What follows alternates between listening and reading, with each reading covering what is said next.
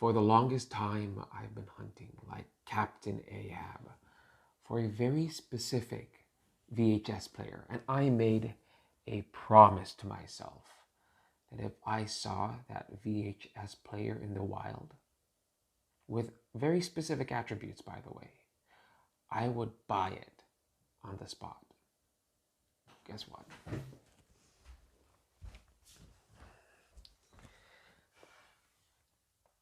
I have found my white whale. Hi, welcome to my channel, Often Thinks. I'm Often, and I like to think about stuff like life, monasteries, tech, stuff like that. So when I saw a working Panasonic DMF EZ48V DVD VHS combo player, complete with its original remote control, I swooped in like a barn owl, hunting for a wild rodent in the Pacific Northwest, and I brought it home giddy as a school child. I feel like in one sentence, I shouldn't combine metaphors. I shouldn't be a barn owl and a school child. But that would actually make a really good children's book, don't you think? When I arrived home, cradling the VCR player with both hands, I rang the doorbell with my foot, and the first thing that my wife said when she opened the door was, "What are you doing bringing that dinosaur home?" So this video is a two-parter. Part 1 is answering the question, what makes my particular VHS player so great? And part 2 is essentially me just justifying my purchase of a VHS player to my wife. Okay, part 1. What makes this VHS player great? 2 words. HDMI output. Or would that be 5 words? High definition media interface output. I think it's 2 words. Yeah, it's 2 words. So here is the problem with old tech like VHS players. Quite often, old tech is not always compatible with new tech. In this case, most VHS players only output to AV RCA. You know those red, yellow, white cables that you plug into the old CRT TVs, or you plug it into your Nintendo 64 or PlayStation 1 consoles. But what is so great about this VHS player is that because it is combined with a DVD player, the VHS can also output to HDMI. Brilliant. You could get an adapter that can convert RCA to HDMI, or you could just buy a CRT TV with RCA input, but I think that just adds unnecessary complexity. Having a VHS player that outputs to HDMI just makes wiring up the system simpler. And by having a VHS player that outputs to HDMI pretty much makes it future-proof. Word of warning, not all VHS players that are part of a VHS DVD combo output to HDMI. Many of them have separate outputs where the VHS player only outputs to RCA and only the DVD player only outputs to HDMI. So you've been warned. Oh, there was one unexpected benefit about this player that I didn't know about until after I hooked it all up. So when I was in the middle of testing the VHS player for the first time, my wife wanted to ask me a question.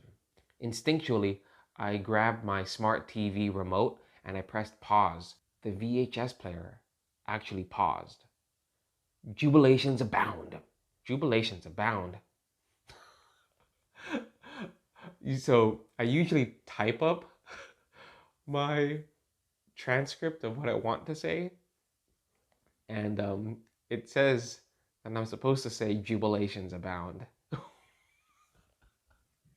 It sounds so natural in my head to say jubilations abound, but actually saying it out loud, it sounds so awkward. That's the problem with me trying to make videos, is that I was like, oh, it's gonna be easy. I'm just gonna write a transcript and then read off the transcript. But the way that I sound in my head and the way that I sound with my mouth are actually very different. The VHS player paused. Crazy! I don't know if this only works for my particular brand of smart TV, which is a older Sony Bravia, but I can use my smart TV remote to play, pause, fast forward, and rewind. It was a pleasant surprise. Okay, so the second question, in my wife's words, is why would I bring a dinosaur of a VHS player home? I mean, VHS is an old media format that is outdated. It's been phased out. No one makes new VHS tapes anymore. Actually, it's several generations old. Originally, there was the VHS, well, originally there was the Betamax, and then they had a VHS, and then they had Laserdisc, and then they had DVD, and then they had Blu-ray. Don't even get me started about the whole subscription economy that we've stumbled ourselves into. I just think that the subscription model that is pervading all levels of society is overall a step in the wrong direction. Okay, back to the question. So why? Why get a VHS DVD combo player? Reason one, nostalgia. Growing up in the 90s, I remember my family watching VHS. Back then, the videos were still blurry, and there was still that distinctive VHS film reel wobble, if you know what I'm talking about. And those qualities are even more accentuated by my modern 4K TV screen. But still, there's something about that fuzziness that makes me feel warm and fuzzy inside. During the holidays, my uncles, aunts, and cousins would all meet up, and we would just go through this familiar routine of looking through our limited selection of movies just to figure out what we want to watch as a family. And usually we'd have seen all of these movies before, but that's okay because the purpose of watching these movies as a family was not for the novelty of watching a new movie. Actually, it was the exact opposite. It was about the familiarity. During that movie, we would talk, we'd make jokes, and it'd be kind of like an in person family organized Mystery Science Theater 3000. And half of the time, we weren't even watching the movie. We were just doing other things like cooking or having a conversation or having a pillow fight. I don't know. Just we were just doing things that were not related to the movie. The movie was just there playing in the background. I remember one time we were watching the 2005 War of the Worlds, and there was this one scene where Tom Cruise barely escaped being captured by these aliens, and he was covered by this disgusting goop, and my brother just said, "Yum, chicken noodle soup!" And the whole room just roared with laughter. And those are the memories that I have when I watch VHS tapes sometimes. And for me, nostalgia is important. Yes, I don't get the newest movies on VHS, but having a VHS tape or having VHS tapes gives me an opportunity to collect specific movies that I would love to watch over and over again with family. Reason two, interior decor. One thing that digital streaming cannot provide is the tangible experience of owning physical media. The shape, the size, the box art, it just brings character to a room. I understand that it's convenient to store media on the internet or it's convenient to store media on an SD card because it has less clutter. But on the flip side, having these tapes on display is like any form of interior decor. It's a reflection of one's values, beliefs, and personality. I mean, come on, the box art is pretty cool. It looks and it feels retro because it is. And therefore, I don't leave my VHS tapes and DVD cases in a box tucked away in some corner of my bedroom. I intentionally leave them out as art for people to see and to enjoy. Doing this just completes the feeling of having a movie night. Reason number three, it's cheap or it's free. These movies are dirt cheap. At most, I paid $1 for these VHS tapes.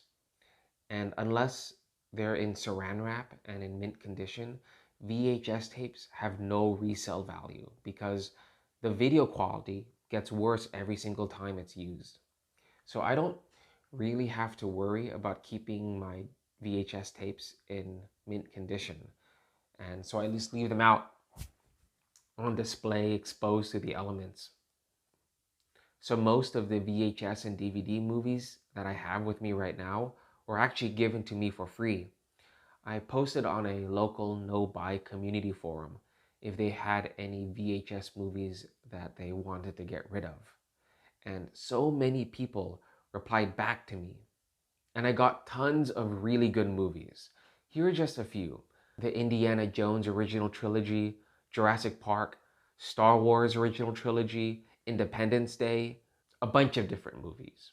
Buying VHS tapes from thrift stores can be as cheap as or even cheaper than many of the subscription services that you see out today. Reason number four, library. My local library doesn't carry VHS tapes anymore, but they do still carry DVDs. And for the longest time, I didn't have a DVD player. And so it was just a resource that I didn't have access to. To quote the venerable Arthur Miller, having fun isn't hard when you have a library card. And lastly, number five, video selection.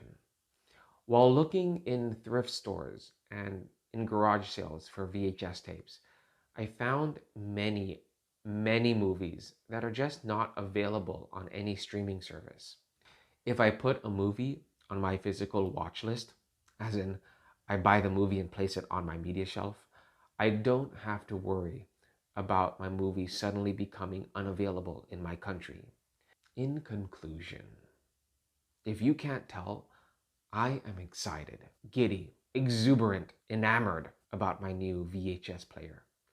And hopefully, I can host some chill movie nights with my friends and family.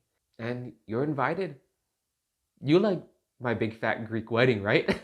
Oh yes, I know, your culture's weddings are more hectic and eccentric than this movie. Well, let's talk about that after we finish watching the movie. So what about you? Do you have a DVD player or a VHS player? Perhaps you already have a curated collection of fond movies in some physical formats. Perhaps you own Blu-ray movies, or DVDs, or VHS, or Laserdisc, or Betamax. Or perhaps, like me, you have just started dipping your toes into building your own DVD and VHS collection. I want to hear your thoughts, stories, and experiences on collecting physical media. Talk to you soon. Peace.